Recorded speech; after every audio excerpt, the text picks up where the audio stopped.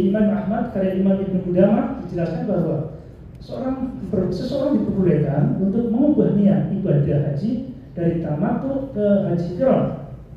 Beliau mengatakan, ini redaksi yang ditulis dalam kitabnya, wa idza hadat al-mutamatti'ah qabla tawaf lil umrati fa khasyat fawat al-hajj aw khasya dhalika ghayraha ahrama bil hajji ma'al umrati wa sara qarinan li hadits Aisyah wa li'annahu yajuzu idkhal al-hajj 'ala al-umrah li ghairi 'udrin fa ma'a khasyatil fawat aula. Ketika seorang wanita melakukan haji tamattu lalu dia mengalami haid sebelum melaksanakan tawaf untuk umrah dan dia khawatir kalau tidak sempat melaksanakan hajinya atau khawatir hal yang lain, maka dia diperbolehkan untuk berubah niat ihramnya menjadi haji dan umrah secara bersamaan sehingga dia menjadi haji qiran. Next. Permasalahan yang kedua, atau kalau dalam soal itu masalah yang 12 ya. Solusi hukum jamaah perempuan yang akan segera pulang ke tanah air atau akan ke Madinah yang angkutan dalam keadaan haid dan belum tawaf ifadah. Nah, ini solusi hukumnya. Sebagaimana kemarin kita mendapatkan materi yang sangat luar biasa dari Bapak Kiai kita Al-Mukarram, Bapak Kiai Ahmad Kardona Hafizullah. Ya, ini dia. Ya. Ini 4 poin ini menurut pandangan beliau, Bapak Kiai itu arja, warraji, wal marju. Dan ini kita bisa pilih sesuai dengan situasi dan kondisi dari jamaah yang bersangkutan. Maka ada 4 yang bisa kita terapkan untuk para jamaah haji yang mungkin barangkali mengalami kondisi-kondisi yang berbeda-beda. Yang pertama, menurut jumhur ulama, wanita dalam keadaan haid berusaha menunda pulangannya ke tanah air dengan cara pindah kloter atau tanazul, didampingi suami atau mahram sampai dalam keadaan suci, karena syarat sahnya tawaf harus suci dari hadas besar maupun kecil. Tentu ini yang tidak mengalami problem berkaitan dengan pemberangkatan kepulangannya. Tapi kalau seandainya mengalami problem pemberangkatan kepulangannya, misalnya besok atau besoknya harus segera pulang, tentu ini masyarakat. Maka ini bukan pilihan. Maka yang kedua, menurut Imam Ahmad, Imam Abu Hanifah, tawaf ifadah bagi wanita yang haid sah, tapi wajib membayar dam berupa seekor unta atau budnah ya kalau dalam istilah hadis, atau seekor sapi atau 7 ekor kambing. Tentu ini juga bagi yang mampu. Bagi yang tidak mampu, maka juga ada solusi berikutnya. Menurut salah satu riwayat Imam Ahmad bin Hanbal, tawafnya sah dan wajib menyembelih seekor kambing. Nah, ini agak ringan Bapak Ibu ya. Jadi kalau tadi kan yang kedua itu harus menyembelih seekor unta. 1 ekor unta itu harganya 50 juta. Ya, itu yang standar. Ya. Bisa lebih mahal lagi. Tapi kalau yang ketiga ini seekor kambing, ya, bisa kita terapkan bagi jamaah haji mungkin yang kondisi ekonominya di bawah dari yang kedua tadi. Kemudian yang terakhir, yang keempat, ini juga solusi ya dari Imam Ibnu Taimiyah dan Ibnu Qayyim dari mazhab Hambali menyatakan sah tawafnya dan tidak dikenakan sanksi denda apapun. Nah, ini lebih meringankan Bapak Ibu ya. Kemudian ini masalah yang ke-13 ya. Bagaimana pandangan fuqaha terkait menggabungkan tawaf ifadah dan tawaf wadah? Mazhab Syafi'i tidak memperbolehkan menggabungkan tawaf ibadah, tawaf ifadah dan tawaf wadah karena keduanya memiliki fungsi dan hukum yang berbeda. Namun pengecualian pada kondisi sangat darurat.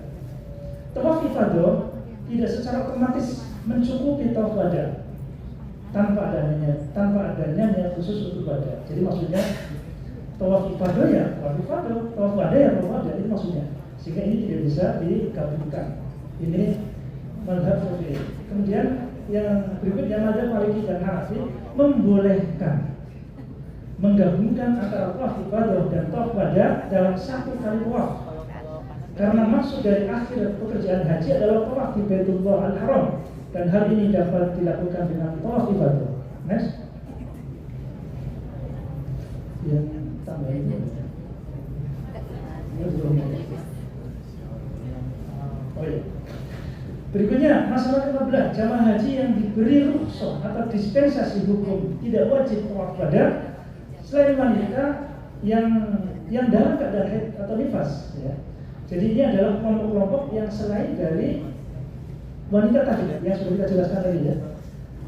Nah, ini siapa saja yang ada dispensasi atau rukhsah? Pertama, jamaah yang berhalangan udzur selama sakit atau lemah, yang terhalang atau mengalami kesulitan berat, seperti jamaah yang tertinggal rombongan dan mendesak waktunya, anak kecil yang belum balik, dan yang keempat, orang yang mengalami kondisi medis tertentu seperti istihadah dan tidak bisa menahan buang air kecil terus istilahnya geser, atau istilah fikih itu sul baul atau dari muhadah. Ini juga masuk dalam kelompok ini. Next.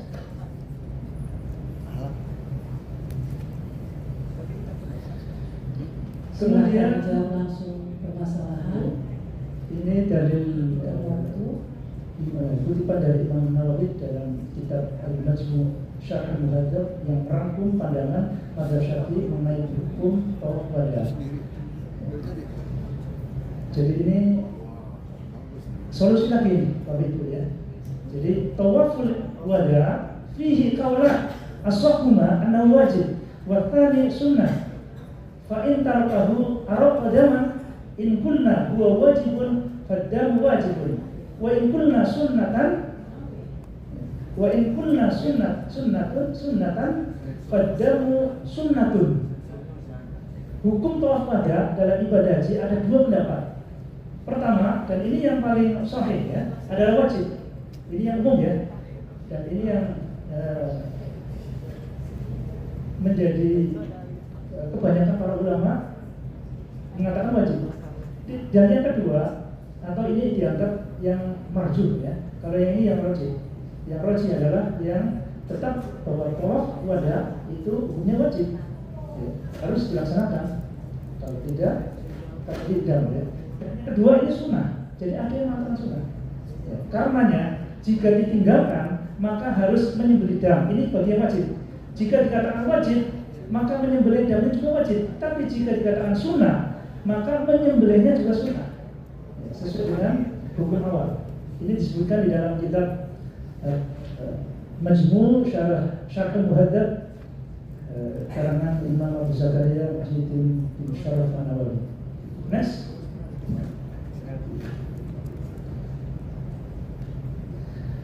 Bagaimana hukum sholat di perluasan Masjidil Haram dan perluasan Masjid Nabawi serta nilai pahalanya? Ini jadi persoalan, ya, karena jamaah haji ada yang kekeh bahwa sholat yang mendapatkan pahala 100.000 kali ya di Masjidil Haram. Selain itu enggak bisa. Nah, ini ternyata ada pandangan yang berbeda. Menurut Imam Ibnu Taus, kisah Mujahid Abdullah bin Rabah meriwayatkan dari Ibnu Abbas, ya, bisa kita jadikan patokan bahwa semua tanah haram, ya, itu Mekah, ya, tanah haram Mekah maksudnya itu adalah Masjidil Haram, ya, jadi area Mekah semuanya itu adalah disamakan dengan Masjidil Haram, sehingga sholat dimanapun yang penting di area Mekah, maka peluang mendapatkan 100.000 kelipatan pahala itu didapatkan. Juga ditekankan atau disebutkan juga oleh Imam Suyuti. Beliau menyatakan dalam kitab Al-Ashbah wa Nadhair bahwa pelipat gandaan pahala sholat tidak terbatas pada Masjidil Haram, tetapi mencakup seluruh wilayah tanah haram atau Mekah. Ini muatkan, ya. Kemudian berkaitan dengan Masjid Nabawi, sebagaimana dikemukakan dalam hadis dari Sahabat Abu Hurairah radhiyallahu anhu, Rasulullah bersabda, jika masjidku ini atau Masjid Nabawi dibangun sampai ke Son'a itu Yaman, Bapak Ibu, kita bisa membayangkan kalau seandainya Masjid Nabawi itu terus ditarik pembangunnya sampai Son'a, sampai Yaman, 2 negara. luar biasa ya. Nabi mengambilkan sangat ekstrim ya, sampai zona, sampai Yaman ya, Masjid Nabawi ini. Apa beliau mengatakan? Ya, maka itu termasuk masjidku, maka itu termasuk masjidku sampai zona terusnya di kamar. Maka jemaah haji yang melaksanakan sholat di halaman ya, atau perluasan Masjid Nabawi, pahalanya sama seperti sholat di Masjid Nabawi. Riwayat lain mengatakan Nabi pernah bersabda, ini masjidku. Apa yang sudah ditambah atau perluasan masjid, maka termasuk bagian dari masjidku. Jika perluasan itu sampai ke zona, maka itu bagian dari masjidku. Tersebut di dalam kitab Al-Qira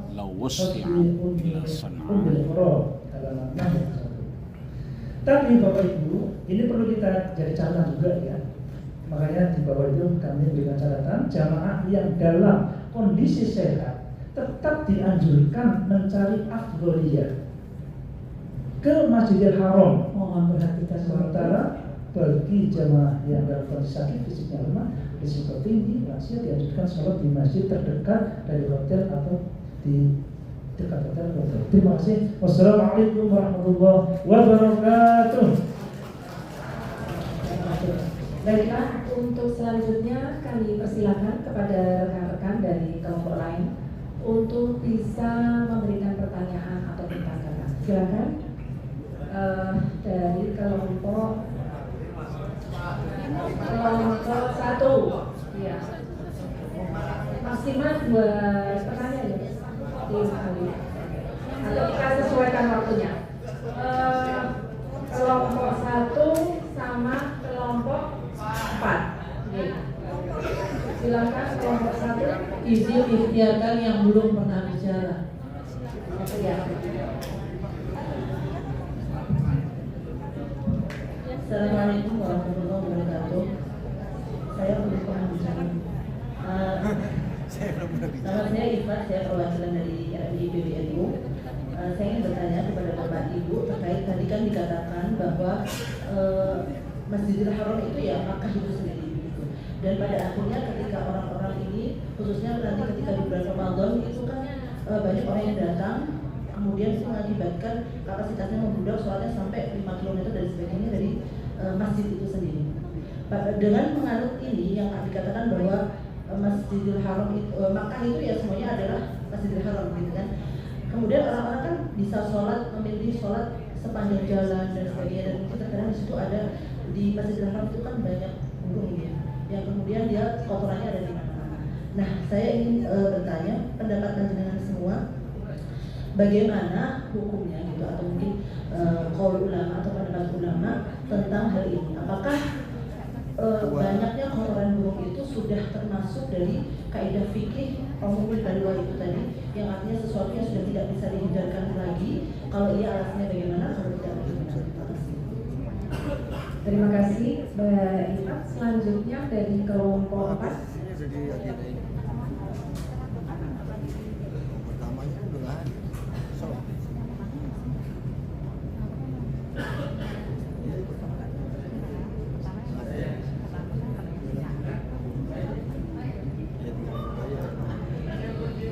Ya, satu orang.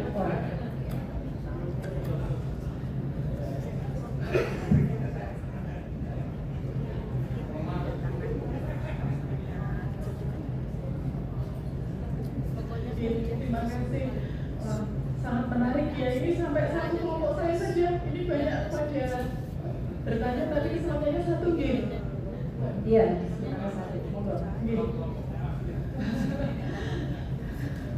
Baik,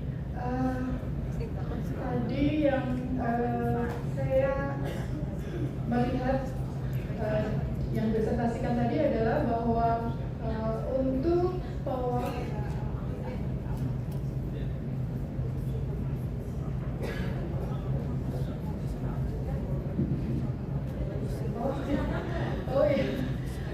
untuk tawaf ifadah ada beberapa solusi untuk wanita yang haid.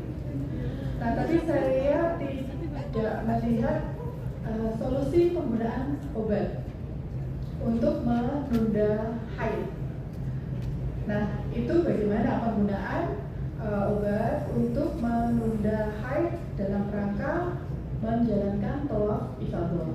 Nah, selanjutnya dalam prakteknya ini banyak yang ketika menggunakan obat itu memang kemudian tidak haid, tapi juga tidak suci seperti biasanya gitu ya.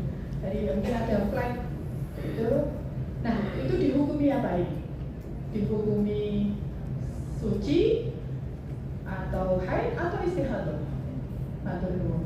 Ya, terima kasih. Ada 2 penanya. Silakan kepada Pak Fahri. Ntar dulu jawab langsung.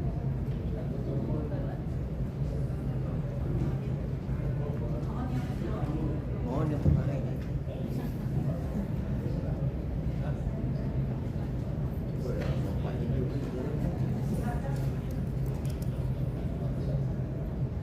Ya.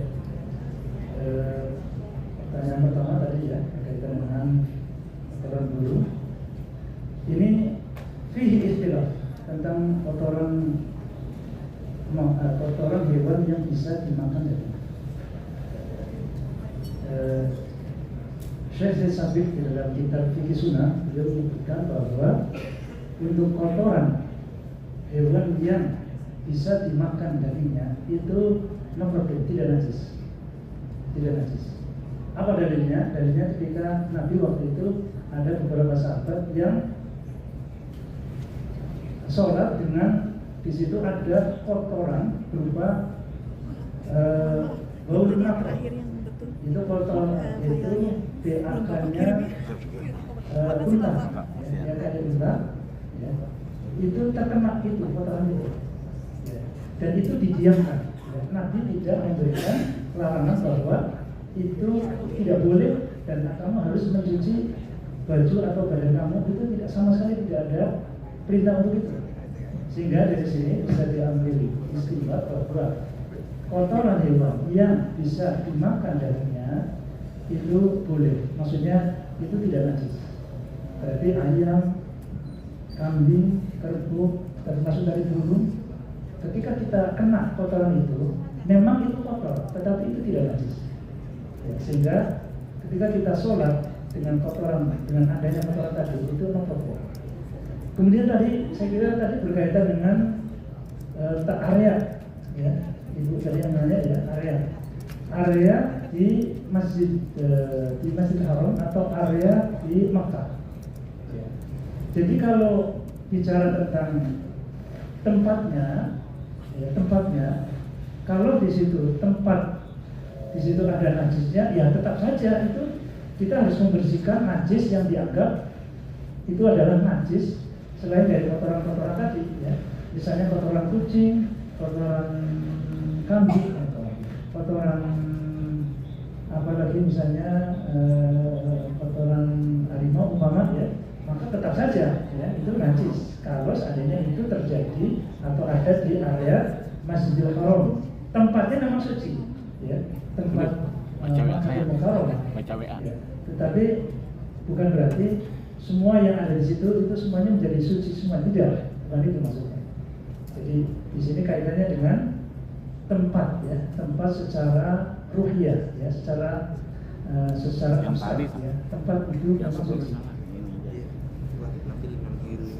Dan kalau kita sholat di mana saja di area tersebut, maka kita mendapatkan pahala ataupun keutamaan pahala yang sebagaimana disebutkan di dalam hadis, ya, yaitu tudha'afu fi mi'atu alfi rakaat, akan dilipat gandakan menjadi 100.000 rakaat. Itu akan kita dapatkan sholat di mana saja menurut pendapat sahabat Ibnu Abbas tadi, ya, yang tadi sudah kita jelaskan. Ya. Demikian.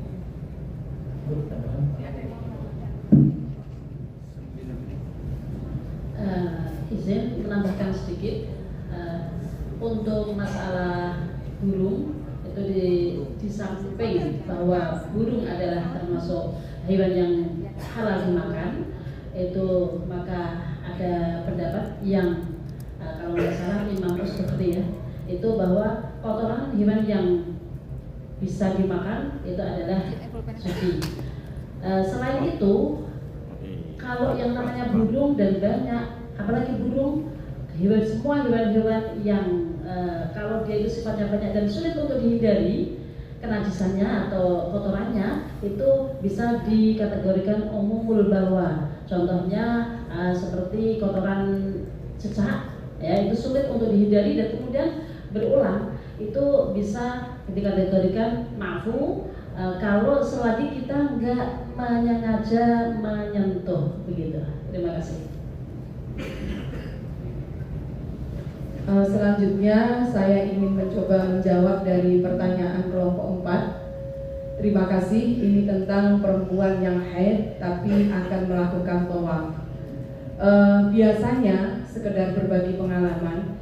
Biasanya kalau akan mendampingi jamaah umroh, selalu pada ibu-ibu yang masih usia subur saya ingatkan untuk H-1 seminggu, H-2 minggu ke dokter, konsultasi dengan dokter. Nanti akan dihitung HPHT, kemudian perkiraan haidnya, harus minum obat kapan. Ini sebagai ikhtiar karena ketika umroh ini kan waktunya hanya sebentar. 9 hari itu sudah termasuk perjalanan, atau yang 11-12 hari juga sebentar. Berbeda dengan ketika kita haji. Haji waktunya lebih panjang, 40 hari, sementara siklus haid perempuan biasanya 5-7 hari. Nah, bagaimana hukum minum obat ini tidak dimasalahkan dan tadi sudah disampaikan bagian dari ikhtiar. Nah, ketika sudah minum obat dan masih keluar, pendapat mazhab Syafi'i, darah perempuan itu, darah haid perempuan ada 2 qaul, yaitu qaul sahab dan qaul laqot. Qaul sahab itu ketika sudah bersih, masih biasanya kita lakukan di sini, masih di tanah air, maksudnya bukan dalam keadaan kita umroh atau haji, itu menunggu. Jadi tidak kok terus bersih langsung dianggap suci, tapi begitu nanti biasanya pagi bersih, mungkin siang nanti keluar lagi, itu setelah keluar lagi juga dihukumi haid, ya. Asal masih dalam waktu 15 hari. Tapi kalau kita memakai qaul laqot, maka ketika keadaan bersih tidak keluar darahnya lagi, maka itu dihukumi suci. Maka sering yang kami sampaikan juga ke jamaah begitu, untuk meminum obat ketika umroh, meminum obat. Jadi ketika masih keluar darah, ditunggu. Biasanya dokter meresepkan untuk lebih banyak minum obat 2 kali atau maksimal 3 kali. Tapi kalau bersih langsung bisa dihukumi suci dan bisa melanjutkan tawaf, sa'i dan sebagainya. Kemudian tadi yang untuk tawaf ifadah, tadi sudah ada pemaparan soal ini. Jadi kami mengambil ibarat untuk melakukan tawaf, sa'i ketika melakukan umroh, menyelesaikan umrohnya. Jadi insya Allah selalu ada solusi.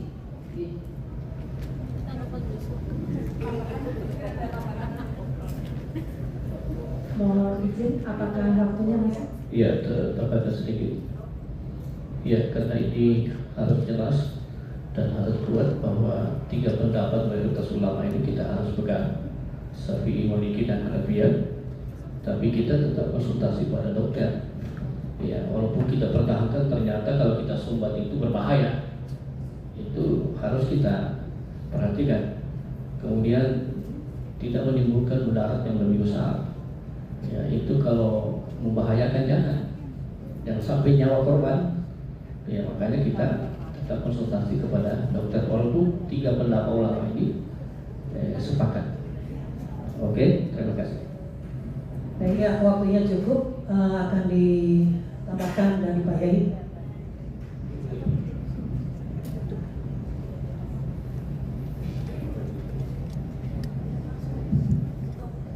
Oh, terima kasih kelompok 3 telah memaparkan tugasnya, dan dari kami ini pertama mungkin nambah aja ya.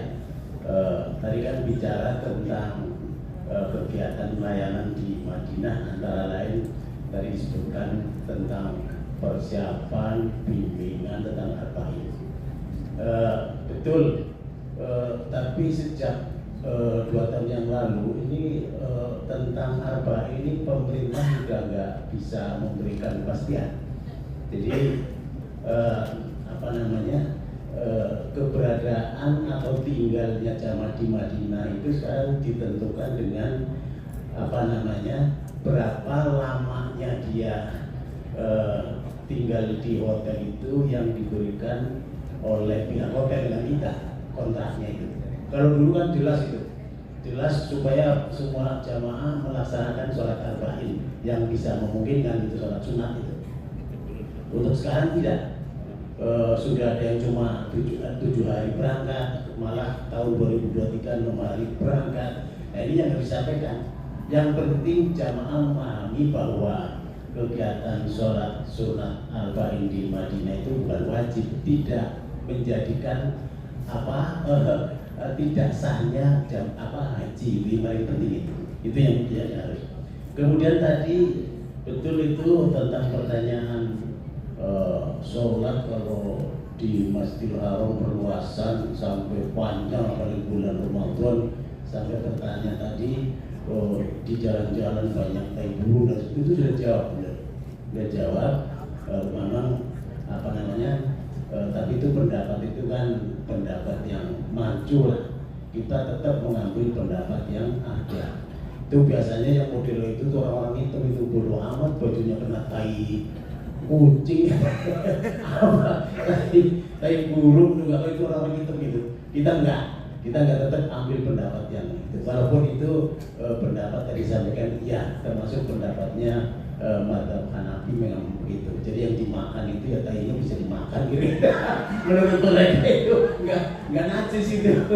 Tapi kita enggak. Tetap kita ambil pendapat yang lebih kotor.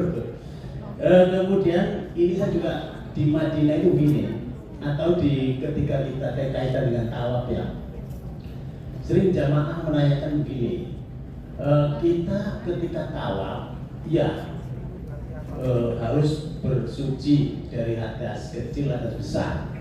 Kemudian ketika sa'i, orang kita aja boleh, ya kan?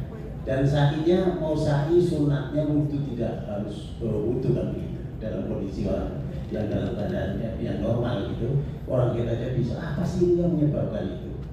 Ternyata begini, mas'ah itu tidak termasuk bagian dari Masjidil Haram. Secara secara hukum, tapi secara fisik ya. Secara fisik masuk bahwa itu di Masjidil Haram kok, tapi secara hukum tidak. Supaya jamaah nggak tanya mulu. Dijawab seperti itu. Di Madinah ditanya lagi, kok katanya nggak boleh ngubur orang di dalam masjid, Nabi dikubur di dalam masjid, itu kan? Nah, ini harus dijawab mereka, itu dijawab aja bahwa Nabi itu dikubur di kamar beliau sendiri, rumahnya sendiri, nggak ngambil sejengkal pun tanah Masjid Nabawi. Itu Nabi. Berarti beliau dikubur bukan di Masjidil Nabawi, memang itu dikubur di rumahnya sendiri beliau. Itu dijawab. Ini jamaah suka macam-macam gitu. Nanya tanya itu tuh lihat Nabi dikubur. Jawab begitu ya. Beliau tidak ngambil tanah Masjid Nabawi, tapi tak ke rumahnya beliau sendiri. Itu antara lain di Madinah itu di Mekah. Seperti itu kaitan dengan Makkah, kaitan Makkah Rasul di Madinah, supaya mereka itu jamaah kita juga meyakini, paham betul. Itu jangan mengira-ngira aja itu. Mungkin dari saya itu ya. Baik, terima kasih, sukses untuk kelompok 3. Terima kasih kepada tim